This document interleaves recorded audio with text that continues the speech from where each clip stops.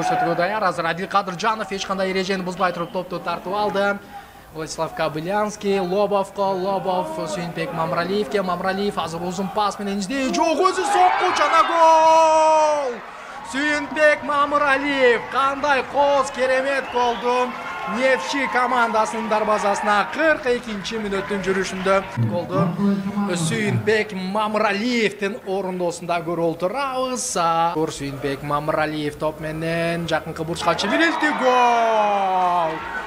Алекса Мыржа баш менен азыр кереметтүү голду атаандаштын дарбазасына жолдоду жана дебют жасайт болушу керек.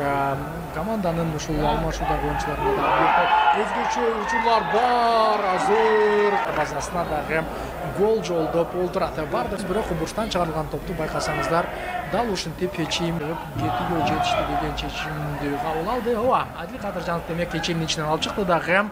Алижонов дал ушул голдун автору да жеңил жазгырды жана Элдар Таштемировдун ордуна демек Дастанбек Токтосунов калаган. Чыккан дагы Дордойдун карама каршы жүрүшү, Эрназа Белов оң канаттан топту алды. Ушул жерден Алексей Лобов ачык болчу, бирок ал түз эле алыска бурушкунуп калып пас жеткени менен топту өз карамагында сакталган жок. Лобов бул ирет офсайд жок экенин карады жана Батыркановго алтырган, андан ары гол! Каймер азыр Батырканов тун тосуп койгона керек болчу, аны мыкты деңгээлде ишке ашырды дагы. Жыйынтыгы эсеп 3-1. Дордой менимче ушинтип экинчи айланган учурда дагы тийген дагы эми дал ушул эпизод канча дагы көрдүк.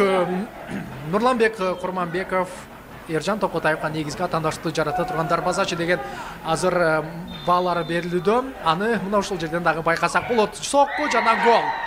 Дастан Токтосунов атаандашынын кыймылы менен жазгырып кетти жана Курманбек Нурланбеков оң канатты көздөй секирген болчу.